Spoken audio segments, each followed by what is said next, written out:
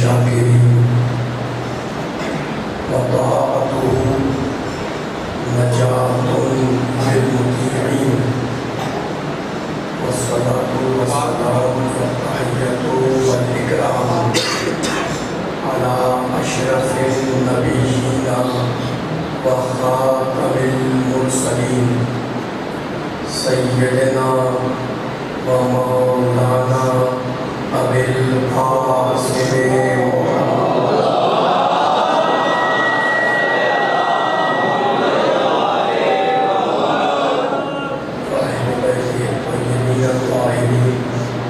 المعصومين المظلومين حمرات قد قال الله سبحانه وتعالى في محكم كتابه المبين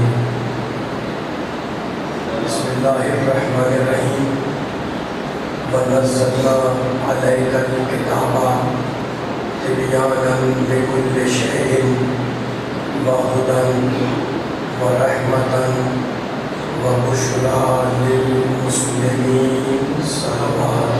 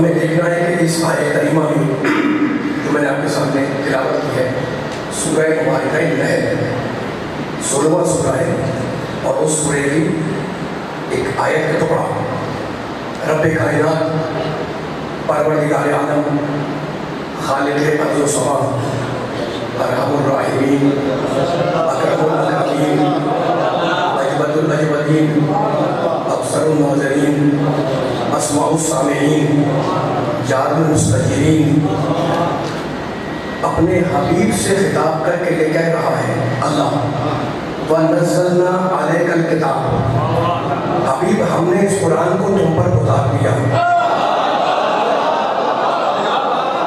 ہم نے یہ کتاب قرآن ہے تم پر نازل کر دی اور اب اللہ نے بتایا کہ جو کتاب ہم اتار رہے ہیں یہ کیا ہے پہلی صفت اس کتاب کی سورہ نحل 16 تبیانا لکل شیء اس کتاب میں ہر شے کا واضح بیان موجود ہے وہدن اور یہ کتاب ہدایت بھی ہے ورحمتن اور جو کتاب اتاری یہ رحمت بھی ہے وبشرا اور یہ کتاب بشارت ہے خوشخبری ہے اس کے لیے للمسلمین اسلام لانے والوں کے لیے اس ایک آیت کے اندر اللہ نے قرآن کے 4 صفتیں بیان کی تبیان ہدایت رحمت بشارت اور جب ہم نے سورہ بقرہ کھولا تو اس میں پھر ہمیں معلوم ہوا کہ اللہ نے قرآن میں اس کتاب کا ذکر کیا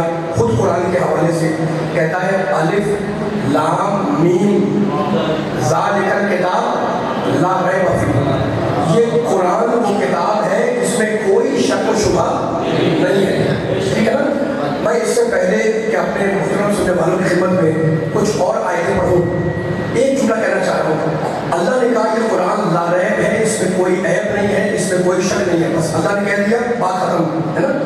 اس کے بعد کہتا ہے لا ریب فیہ ھدی للمتقین، اور یہ قرآن ہدایت ہے اس کے لیے، متقیوں کے لیے۔ مالک تو نے کہہ دیا کہ قرآن ہدایت ہے متقیوں کے لیے، ہم نے مان لیا، تو نے کہا ہے ہم ماننا ہے، لیکن یہ بتا دیں کہ تیرے نزدیک متقی ہے کون؟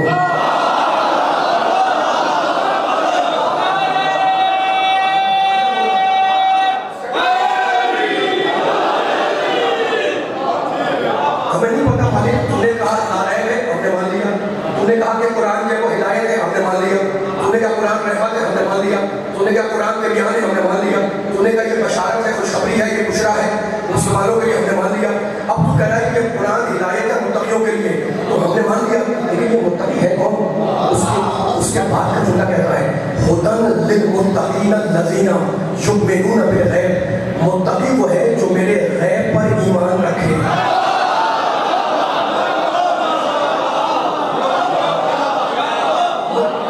اللہ کے غیب پر جو ایمان رکھے وہ قرآن کی نگاہ میں متقی ہے۔ یہ آیت ذہن میں رکھیے گا تاکہ میں ایک اہم فیصلہ سناؤں اپنے نبی اور علی کے چاہنے والوں کو، اللہ اور رسول کے ماننے والوں کو، قرآن پر ایمان رکھنے والوں کو۔ اب ایک اور مقام پر اللہ کہتا ہے، اسی لفظ متقین کو استعمال کرتا ہے، لیکن لفظ اس انداز میں استعمال کرتا ہے، سنیں، کہتا ہے اُزْلِفَتِ الْجَنَّةُ لِلْمُتَّقِينَ۔ اللہ بول رہا ہے ہم نے جنت کو نزدیک کر دیا ہے، کس سے؟ للمتقین، متقیوں سے۔ اللہ کہہ رہا ہے کہ ہم نے جنت نزدیک کی ہے متقیوں سے، تو جنت کس کے لیے بنائی گئی؟ متقیوں کے لیے، ٹھیک ہے نا؟ اچھا تو اب متقی کون ہے؟ جو اللہ کے غیب پر ایمان لائے۔ میں ایک جملہ کہنا چاہ رہا ہوں، اس اللہ کی شان کریمی کتنی شان کریمی ہے ہم سوچ بھی نہیں سکتے، لیکن اپنے مثال کے مطابق ایک جملہ کہنا چاہ رہا ہوں میں۔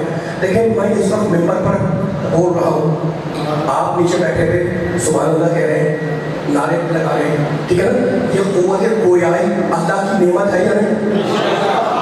میرے پاس بھی ہے، آپ کے پاس بھی ہے، ٹھیک ہے نا؟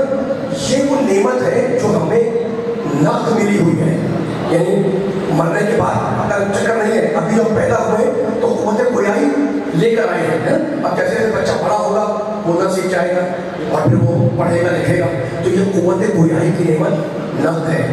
میں آنکھوں سے دیکھ رہا ہوں، آپ آنکھوں سے دیکھ رہے ہیں، یہ آنکھوں کی نعمت نقد ہے، یعنی ابھی ملی ہوئی ہے۔ میں پاؤں سے چڑھ کر یہاں امام بارگاہ میں آیا، یہ پاؤں کی طاقت اللہ کی نعمت نقد ہے۔ آپ پاؤں سے چڑھ کر آ کر بیٹھے، یہ اللہ نے آپ کو نعمت دی، یہ نعمت نقد ہے نا؟ اور اللہ کہتا ہے یہ سب چیزیں نعمتیں نقد ملی ہوئی ہیں۔ نقد کے مقابلے پر ایک اور لفظ آتا ہے، وہ ہے ادھار، ہے نا؟ جنت اللہ کہتا ہے کہ میں تمہیں مرنے کے بعد دوں گا، اچھا ایمان رکھو، اچھا عمل کرو تو میں تمہیں جنت کا وعدہ دوں گا۔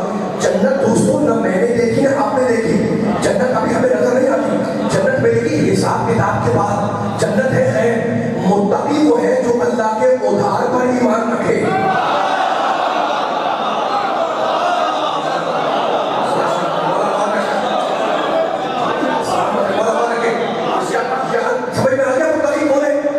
جہاں کی نعمتیں ساری نقد ہے، لیکن جنت ملے گی جو غیب ہے، مرنے کے بعد۔ اللہ کہہ رہے ہیں متقی وہ ہے جو ہمارے غیب پر ایمان رکھے۔ تو جنت غیب ہے، سارے مسلمان مانتے ہیں، اللہ غیب ہے، سب مانتے ہیں، نبوت غیب ہے، سب مانتے ہیں۔ 1,24,000 انبیاء آج 2023 میں سارے غائب ہیں، سب مانتے ہیں۔ آدم پہ سب کا ایمان، آدم غیب، نوح پہ سب کا ایمان، نوح غیب، ابراہیم پہ سب کا ایمان، ابراہیم غیب، موسیٰ پہ سب کا ایمان، موسیٰ غیب، عیسیٰ پہ سب کا ایمان، عیسیٰ غیب، محمد پہ سب کا ایمان، محمد غیب، حوروں پہ سب کا ایمان، حوریں غیب، جنت غیب، فرشتے غیب، وحی الہی کا اترنا غیب، جنت غیب، انبیاء غیب، ہے نا؟ توحید سے لے کر نبوت تک اور نبوت سے لے کر فرشتوں تک سب غیب ہے، سب غائب ہے، اور سارے مسلمان سارے غیب کو مان رہے ہیں۔ تو جنت سب کو ملنی چاہیے تھی، لیکن نبی نے کیا کہا تھا؟ نبی نے کہا تھا کہ 73 میں سے ایک جائے گا جنت میں۔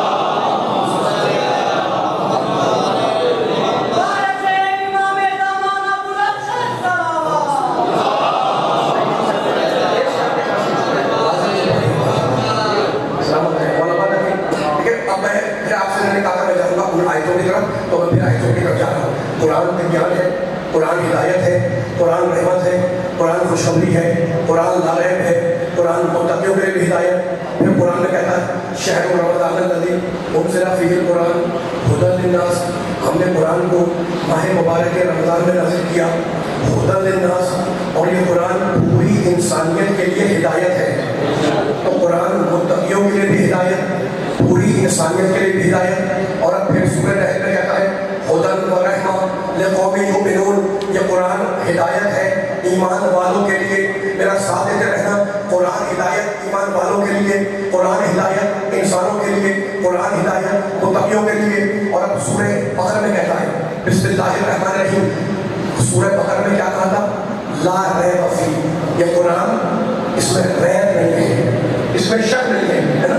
اور اب کہتا ہے اللہ ان کنتم فی ریب مما نزلنا علی عبدنا، اگر تم کو شک ہے، قرآن میں شک نہیں ہے، اگر تم کو شک ہے کہ یہ کتاب ہماری نہیں ہے تو کیا کرو؟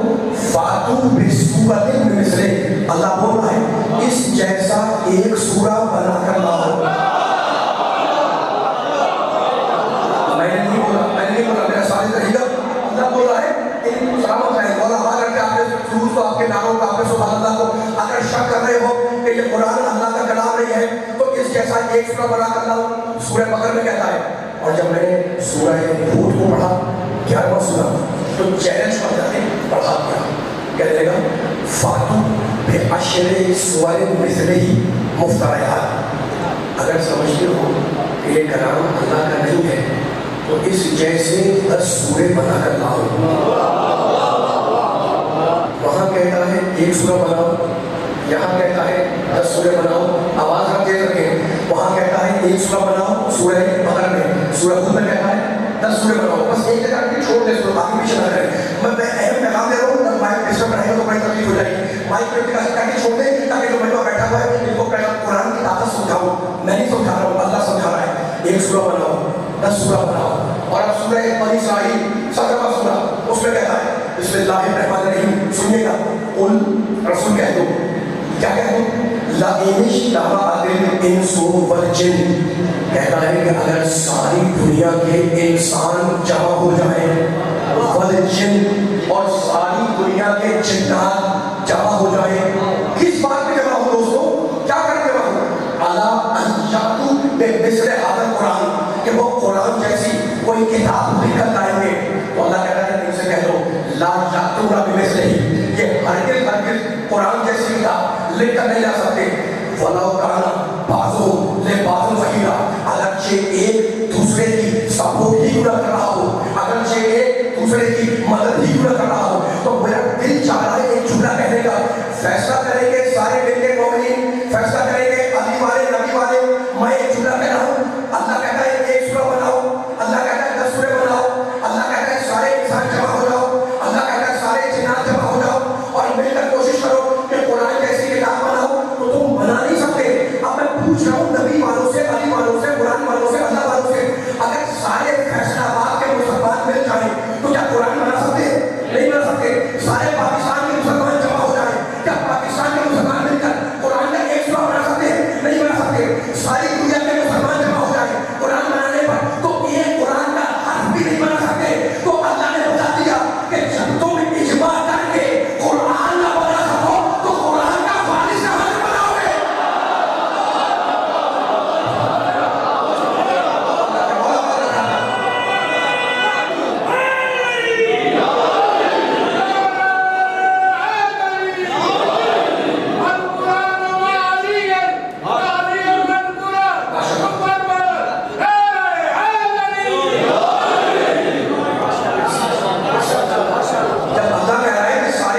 انسان نہیں جنات بھی شامل ہو جائیں، اور کیا کریں اللہ میں یادو میں مثل حاضر قرآن، اہم پیغام ہے علی والوں نبی والوں میرے ساتھ کر رہنا، وہ سب کوشش کریں کہ ہم قرآن جیسی کتاب بنائیں گے۔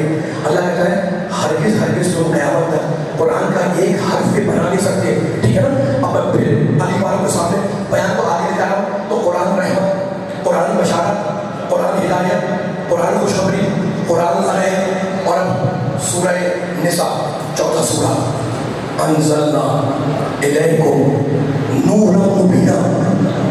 اللہ تعارف کرا رہا ہے قرآن کا. قرآن میں کہتا ہے ہم نے جو کتاب تمہاری طرف اتاری یہ پورا کا پورا نور مبین ہے. قرآن کیا ہے؟ یہ قرآن سلامت ہے. میں نے جہاں دیکھ لیا ہم نے یہ قرآن اللہ کی نگاہ میں نور ہے. اور آیہ مباہرہ میں کہتا ہے فمن حاجک فیہ من بعد ما جاءک من العلم. ہم نے اس قرآن کو العلم بنایا تو قرآن نور بھی ہے, قرآن علم بھی ہے. اب میری سمجھ میں آ گیا کیا کہ اگر قرآن نور ہے تو جن کے دل تاریک ہو ان کی سمجھ میں نہیں آئے گا, اور اگر قرآن علم ہے تو باب مدینۃ العلم کی سمجھ میں آئے گا, جاہلوں کی سمجھ میں نہیں آئے گا.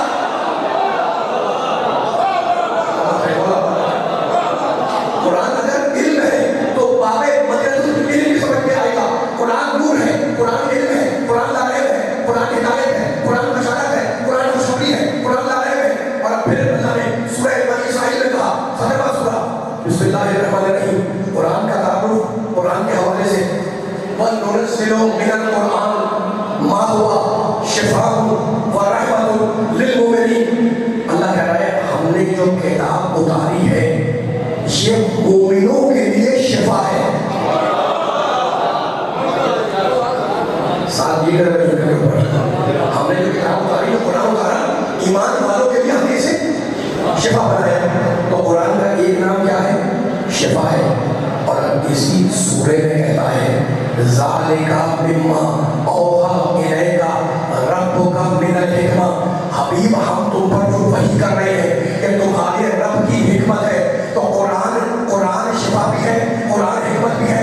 علی والوں فیصلہ ہوا ہے. اور سورہ فرقان 25واں سورہ اس میں کہتا ہے تبارک الذی نزل الفرقان علی عبدہ لیکون للعالمین نذیرا. بابرکت ہے وہ اللہ جس نے اپنے بندے محمد پر فرقان اتارا. تو قرآن کا ایک نام فرقان, قرآن کا ایک نام فرقان ہے نا. یہاں پر سورہ فرقان میں اور سورہ محمد میں کہتا ہے هو الحق. قرآن پورا کا پورا حق بن کر آیا. تو قرآن فرقان بھی ہے, قرآن حق بھی ہے. اور سورہ ہجر میں کہتا ہے علی والوں ساتھ دینا, پوری طاقت سے میرا ساتھ دینا. سورہ ہجر میں کہتا ہے بسم اللہ الرحمن الرحیم انا نحن نزلنا الذکر انا نحن نزلنا الذکر وانا لہ لحافظون. ہم نے قرآن کو ذکر بنا کر اتارا اور ہم ہی اس قرآن کی حفاظت کرنے والے ہیں. تو قرآن کا ایک نام ذکر, قرآن کا ایک نام شفا, قرآن کا ایک نام فرقان, قرآن کا ایک نام حق. اور پھر اسی سورہ ہجر میں کہتا ہے وہ بلاغت آئینہ کا سبع من المثانی والقرآن العظیم. ہم نے اس قرآن کو قرآن عظیم بنایا. یہ قرآن عظیم ہے. اور سورہ واقعہ میں کہتا ہے بسم اللہ الرحمن الرحیم. قرآن کا تعارف قرآن کے حوالے سے, قرآن کا انٹروڈکشن قرآن کے حوالے سے. سورہ ہجر میں کہتا ہے قرآن ذکر ہے, سورہ ہجر میں کہتا ہے قرآن عظیم ہے. اور سورہ واقعہ میں کہتا ہے انہ لقرآن کریم. ہم نے اس قرآن کو کریم بنایا. یہ قرآن عظیم بھی ہے, یہ قرآن کریم بھی ہے. میں نے اتنی آیتیں پڑھ لی نبی والوں کے سامنے. اب میں پوچھنا چاہ رہا ہوں سارے مسلمانوں سے کہ قرآن کس پر نازل ہوا؟ محمد پر نزل بہ روح الامین علی قلبک. حبیب ہم نے قرآن کو تیرے قلب مطہر پر اتارا. تو مجھے کہنے دو کہ اگر قرآن محمد کے دل پہ اترا تو جو صفت قرآن کی وہ محمد کی, جو صفت قرآن کی وہ صفت محمد کی. اگر قرآن لا رہے ہیں محمد لا رہے ہیں. میرا سامنے جملہ قائم ہو جائے اگر قرآن کیا ہو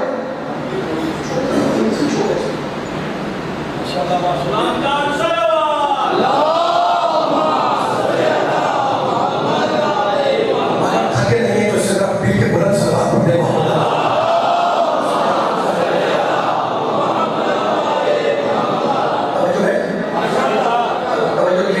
پانی میں جب باقی نہ کی جائے تو ڈسٹربنس نہ ہو. اور میں بس بیان ہوں بہت طویل ہے. وہ اس طرح بنوا کے بیٹھا ہوا ہے.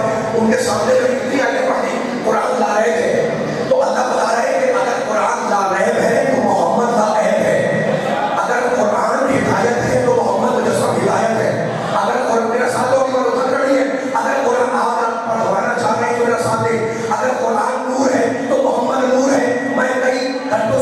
चुका हूँ और सफर में हूँ आपकी खिदमत में जो पैगाम देना है इन आयतों को पढ़कर वो पैगाम खुदा करे ज़ाहिर होने पाए।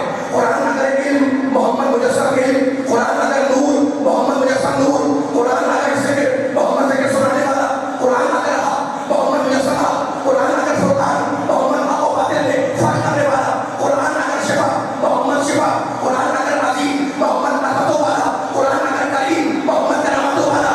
है कोई दुनिया का मुसलमान जो ये दावा करे कि मेरा लिखा हुआ कलाम कुरान के जैसा, मेरी लिखी हुई किताब कुरान के जैसी, मेरी लिखी हुई तहरीर कुरान के जैसी, तो शर्म नहीं आती कि जब तुम्हारी किताबें कुरान जैसी ना हो तो मोहम्मद को कैसा कहते?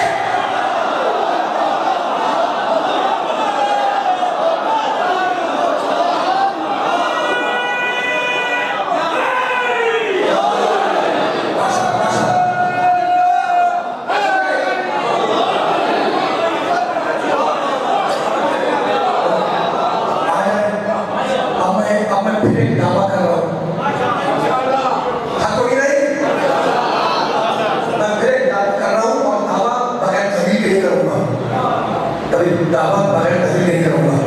और वो दावा ये है, बस जुमले में तवज्जो कर दिया, एक जुमला कहना है, खुदा करे जुमला आपकी समातों पे उतर जाए। थोड़ी सी आवाज़ गूंज रही है, मैं रुक रुक के पढ़ रहा हूँ ताकि जुमला ज़ाहिर हो पाए। वो जुमला ये है कि जो निस्बत हर नबी को, हर उम्मत को, भाई हर उम्मत में नबी आए हैं, मैं कहना ही चाह रहा हूँ, अपने नबी की शान में जो कह रहा हूँ, जो निस्बत हर उम्मत को अपने अपने अंबिया से, वही निस्बत सारे अंबिया को खातमुल अंबिया से। माशाल्लाह माशाल्लाह माशाल्लाह, मौला आपको आवाज रखे, मौला आपको समझ रखे। अब तफसील में जाऊंगा मैं, लेकिन जुमला कहेंगे और जुमला मैंने अपनी खुशफहमी में नहीं कहा, अकीदत में नहीं कहा, मैं मेरा अकीदा है जो निस्बत हर उम्मत को अपने अपने अंबिया से, वही निस्बत सारे अंबिया को किससे? खातमुल अंबिया से। ठीक है ना? अब मैं आयत पढ़ रहा हूँ, सूरह निसा 4 सूरह, फकैफ़ा इज़ा जिना मिन कुल्लि उम्मतिन बिशहीद, रसूल वो दिन कैसा होगा जब हम हर उम्मत से एक गवाह बुलाएंगे और तुझे उन सारे गवाहों पर गवाह बनाएंगे। मैंने कुछ नहीं कहा, बस मौला मुझे ताकत दे कि मैं मजमे को जितने मजमा खड़ा हुआ बैठा हुआ है, आज तारीखी जुमला हो जाए, कुरान से अपना अकीदा बयान कर रहा हूँ, कुरान से सूरह निसा से सूरह नहल से अपना अकीदा दे रहा हूँ। अली वालों का अकीदा, हमारा अकीदा क्या है? अल्लाह पर, कुरान पर, नबी पर, इमाम पर। वो दिन कैसा होगा जब हम हर उम्मत से एक शहीद बुलाएंगे, शहीद यानी गवाह, और बच्चे ने देखा और हाउलाए शहीद, और रसूल तुझे उन सारे गवाहों पर गवाह बनाएंगे।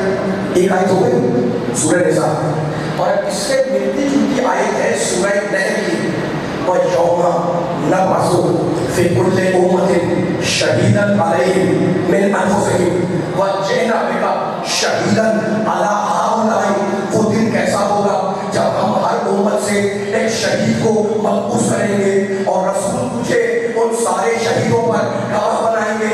मुफस्सिर ने लिखा कि यहाँ पर शहीद से मुराद उस उम्मत का नबी है, यानी हर नबी अपनी उम्मत का गवाह है। तो तर्जुमा क्या होगा? वो दिन कैसा होगा जब हम हर उम्मत से उसके नबी को गवाह बनाएंगे और रसूल तुझे सारे अंबिया पर गवाह बनाएंगे। अली वालों, शहीद उस गवाह को कहते हैं जो वाक़े की गवाही अपनी आँख से देख के दे चुका हो।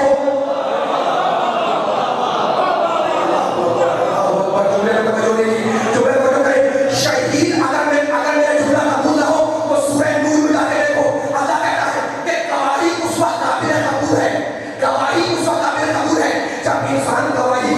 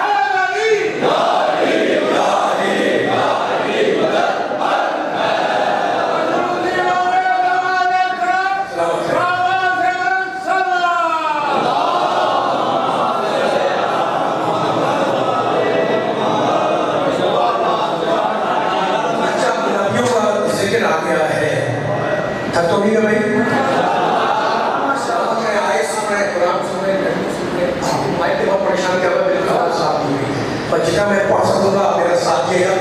لیکن آپ کی تمام تعاون اور آپ کی سماعتوں کے اس بیداری کے سہارے میں اپنے جملے آگے بڑھا رہا ہوں. میرا ساتھ دے رہی ہے، وہ مجھے مائک کے بعد ساتھ نہیں دے رہی ہے، لیکن جتنی آواز آ رہی ہے میرے بچے بزرگوں نوجوانوں میرا ساتھ دے رہنا. اب نبیوں کا ذکر آ گیا ہے تو میں اب آیت نہیں پڑھ رہا، حدیث نہیں پڑھ رہا، آپ سے ایک فیصلہ کروانا ہے. وہ فیصلہ مل کے کر لیں. حضرت آدم پہلے خلیفہ، پہلے نبی، ٹھیک ہے؟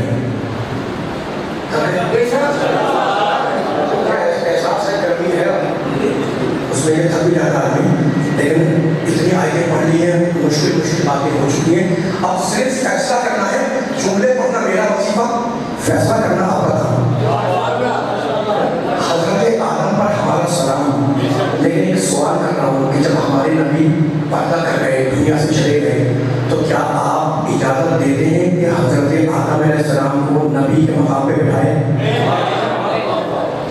حالانکہ نبی ہے، معصوم ہے، خلیفہ ہے. اللہ قرآن ذکر کیا، کہا کہ نہیں بھائی آدم پر سلام ہو، لیکن آدم محمد کے مقام پر نہیں کر سکتے.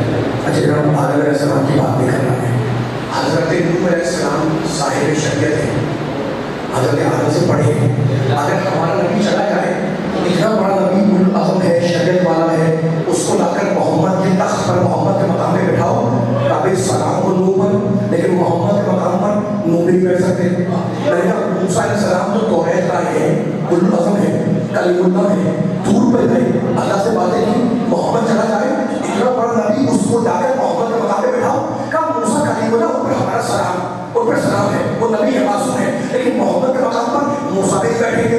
بلکہ عیسیٰ تو روح اللہ ہے، تو محمد کے مقام پر عیسیٰ کو لا کے بٹھاؤ. بچپنے کا نام عیسیٰ علیہ السلام، لیکن محمد کے مقام پر عیسیٰ بھی نہیں بیٹھ سکتے. تو میری سمجھ میں نہیں آتا کہ جب پاک انبیاء محمد کے مقام پہ نہ بیٹھ سکتے تو اونٹنی کا دودھ پینے والے کیسے بیٹھ جائیں گے؟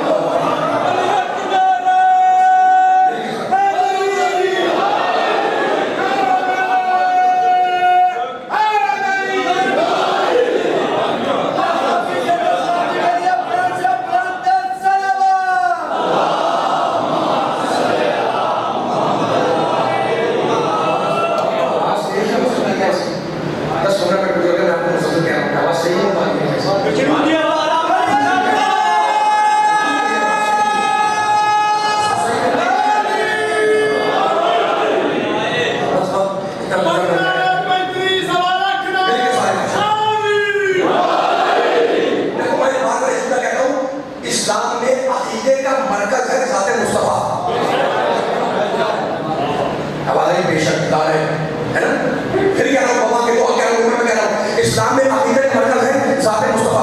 اچھا تو اب دوسرا ہمارا جہاں سے شروع ہوتا ہے اس کی آیت پڑھ رہا ہوں تاکہ معلوم ہو جائے کہ ہم جس نبی کے چاہنے والے کو ہے کون.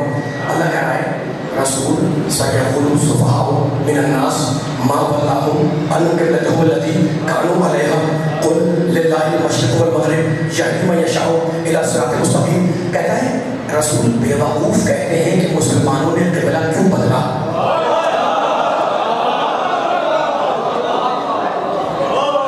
بیوقوف کہتے ہیں کہ مسلمانوں نے قبلہ کیوں بدلا. کہہ دو ان بیوقوفوں سے کہ مشرق بھی اللہ کا، مغرب بھی اللہ کا.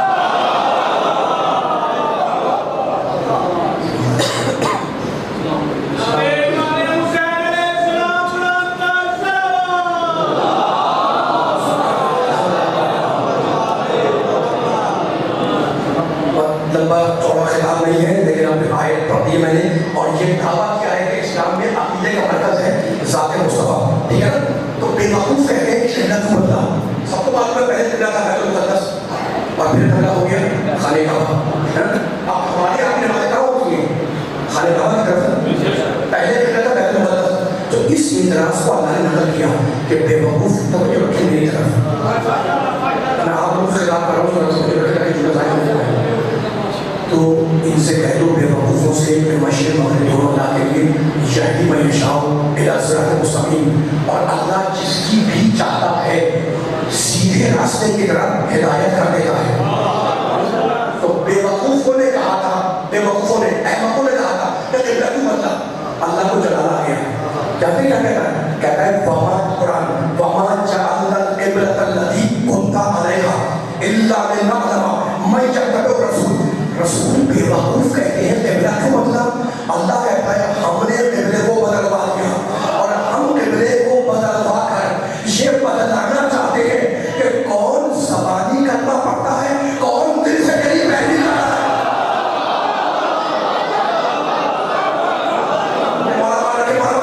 اور اسی بارے میں اسی سورے میں پھر اللہ نے ارشاد فرمایا، اور یہ آیت بھی قصیدہ ہے میرے محمد کی شان میں۔ آپ قصیدہ پڑھتے ہیں نبی کی شان میں، اب دیکھیں اللہ کیسے قصیدہ پڑھ رہا ہے محمد کی شان میں۔ بیان میرے پاس وقت نہیں ہے، میرے ساتھ کر لیے گا۔ کہتا ہے قد نرا تقلبا وجهك في السماء، رسول ہم تمہارے بار بار آسمان کی طرف چہرہ کرنے کو دیکھ رہے ہیں۔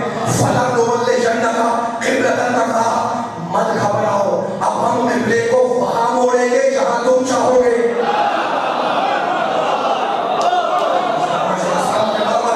ہم بولا مانا کہ نبی کا نام آتا ہے خوش ہو جو، اللہ تمہاری خوشی کو بات رکھے، اللہ آپ کی کمالوں کو موقع رکھے۔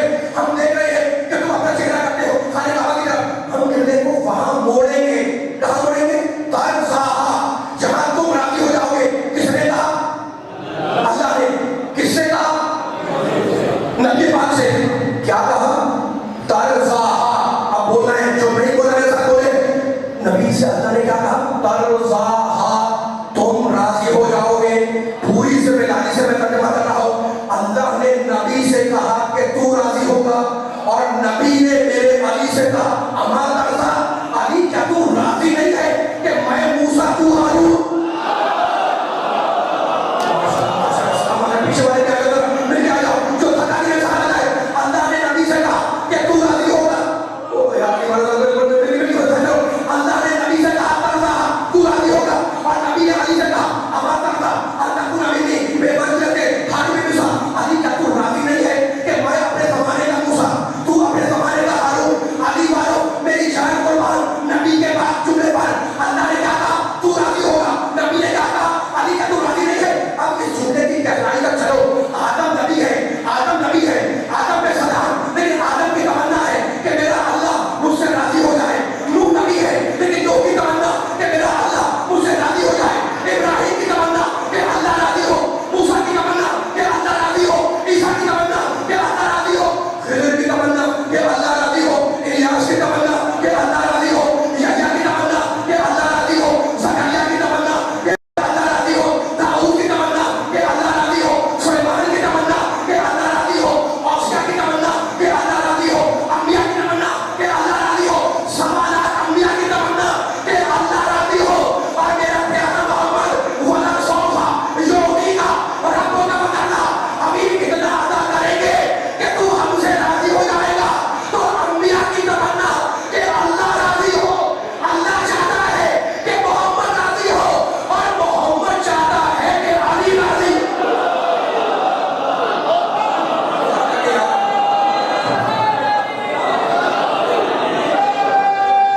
ہر کلاس بھائی میں آگا دیکھو،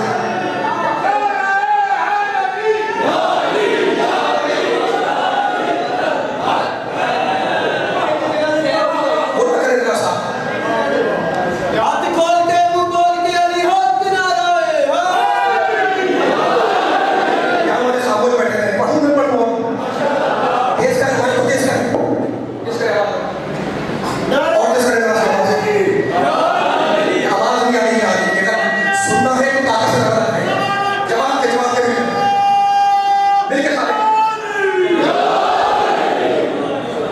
میں نے بیان ختم کر کے آپ بیٹھے انشاءاللہ سلسلہ ذکر جاری ساتھ رہے گا۔ میں علی بار کو سامنے زیادہ ذہن سماتی گھنٹہ ڈیڑھ گھنٹہ پڑھوں، بیان میں ختم ہو گیا، جملوں کو جملے سے ملاتے جانا۔ اب میں کچھ نہیں کر رہا، اب میں ایک جملہ کہہ رہا ہوں۔ میں نے آپ کے سامنے سورہ نحل کی آیت پڑھی، میں نے آپ کے سامنے سورہ بقرہ کی آیت پڑھی، میں نے آپ کے سامنے سورہ ہود کی آیت پڑھی، میں نے آپ نہیں بول رہے میرے سامنے، تھوڑا سا بولے گا میرے ساتھ، میں نے آپ کے سامنے سورہ ہجر کی آیت پڑھی، میں نے آپ کے سامنے سورہ حق کی آیت پڑھی، میں نے آپ کے سامنے سورہ فرقان کی آیت پڑھی، میں نے آپ کے سامنے قرآن کی آیت پڑھی، لیکن میں کچھ نہیں کر رہا تھا۔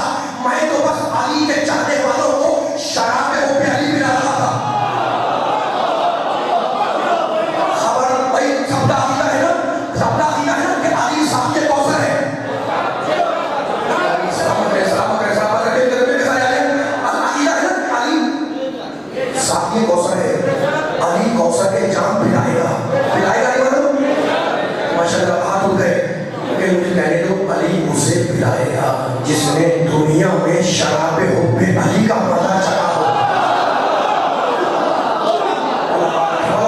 خبردار خبردار اس شراب کو کبھی نجس نہ سمجھنا.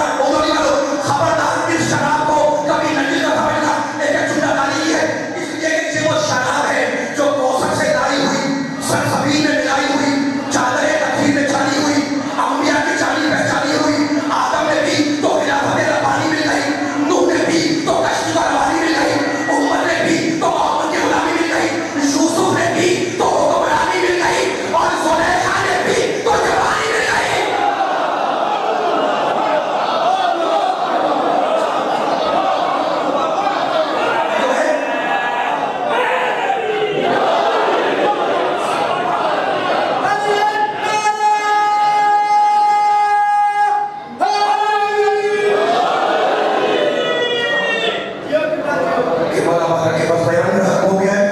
ایک جملہ کہنا ہے, اشارہ کرنا ہے, آپ میرا ساتھ دیے گا. یہ جو میں نے جملے پڑھے یہ تو بولنا نہیں ہوگا, مائک بہت خراب بہت خراب چل رہا ہے بھائی. خدا کے میرے ساتھ دے تاکہ جملے کی سائن ہونے پائے. یہ جو آپ نے ساتھ کیا ہے, یہ جو میں نے جملے پڑھے یہ پینے والوں کا انجام تھا. آدم نے بھی تو خلافت ربانی میں گئے, نوح نے بھی تو کشتی کو روانی میں گئے, عمر نے بھی تو محمد کی غلامی میں گئے, یوسف نے بھی تو حکمرانی میں گئے, زلیخا نے بھی تو سلامت رکھا, زلیخا نے بھی تو جوانی میں گئی, اولیاء نے بھی تو طریقت کا نشان ہو گئے, صحابہ نے بھی تو سلمان ہو گئے, اہل بیت نے بھی تو بنیاد ایمان ہو گئے. تو مجھے کہنے دو کہ جس نے پی لی وہ پاک ہو گیا, جس نے پی نہیں وہ ناپاک ہو گیا, اور جو پی کے مکر گیا وہ ہلاک ہو گیا.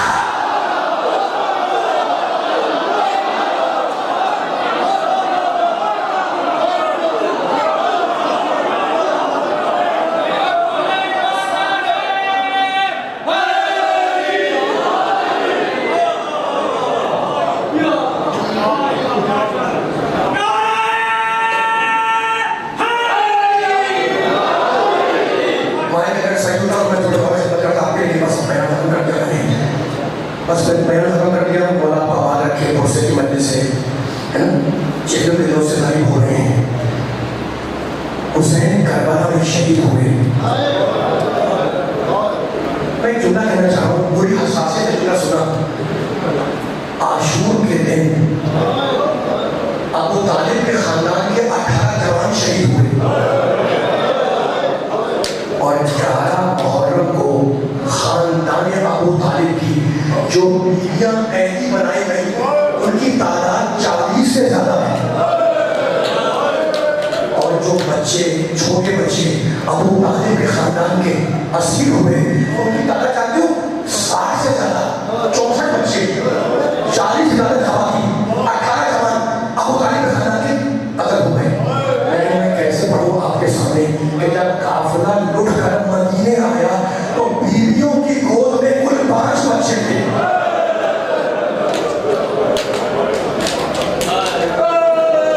یہ 59 بچے کہاں گئے؟ آپ کے دل پر چھوڑ گئے, آپ کے ہاتھوں میں عصمت, خدا ہی رسموں کو سیدہ کے رومال میں چلا دے. ایک جملہ سنا, دیکھو آج بھی ہم جاتے ہیں کربلا, شام کوفہ. اس زمانے میں اونٹوں کا سفر تھا, کوفے سے شام تک, کلیجے میں خاطر کے جملہ سنا, عراق سے شام تک اس زمانے میں 32 دنوں کا راستہ تھا.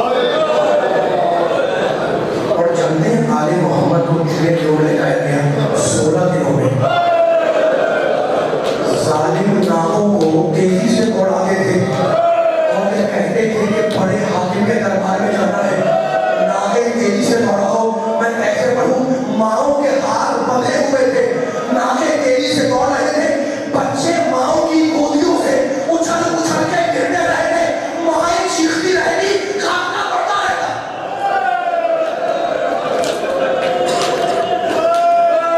خدا معلوم آل محمد کے خاندان کے کتنے بچوں کی اس راستے میں گمنام قبریں بن گئی جن کا آج پتہ بھی نہیں ہے. لیکن سو ایسے ہی کوئی لمحہ تھا, ایسے ہی کوئی وقت تھا, قافلہ شہر حمص کے قریب پہنچ چکا تھا. ایک مرتبہ بی بی زینب نے مڑ کر اس ناقے کو دیکھا جس پر اکیلی سکینہ کو باندھا گیا تھا.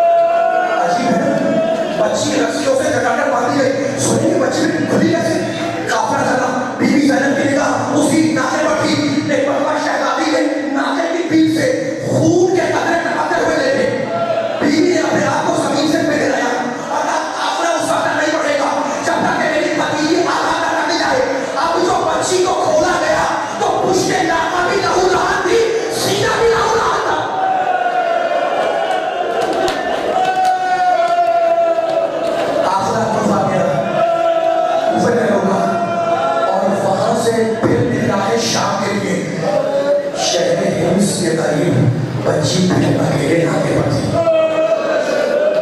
تم رو رہے ہو, ذرا تصور کرو, چھوٹی بچی شام کے راستے میں شہر ہمس کے قریب پھر اکیلے ناکے پر تھی. بی بی زینب کی نگاہ پڑی اسی ناکے پر, دیکھا کہ ناکا خالی ہے. بی بی نے اپنے آپ کو زمین پر گرا دیا. آپ نے سن لیا, میں نے پڑھ لیا, لیکن جانتے میرے مولا سجاد بار بار کہتے تھے کہ میں نہیں بھولتا پھوپھی کا اپنے کو ناکے سے گرانا. اس لیے کہ جب انسان زمین پر گرتا ہے تو اپنے ہاتھوں کو ٹیک دیتا ہے. میری پھوپھی کیا کرتی, ہاتھ تو دونوں بندھے ہوئے ہیں.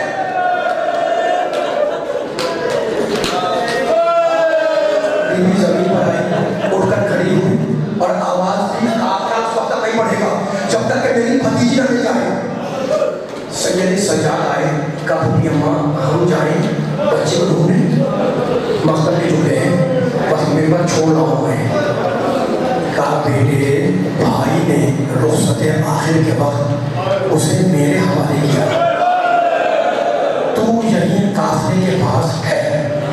شہزادی زینب چلی, شہزادی ام کلثوم چلی, آپ کی آنکھوں میں آنسو ہے, دل پر چوٹ ہے, ہاتھ سے ماتم کر رہے ہو, آواز دیتی ہوئی چلی, سکینہ سکینہ ہماری آواز سنو تو لبیک کہو. راوی کہتا ہے کہ میں بیویوں کے پیچھے پیچھے جا رہا تھا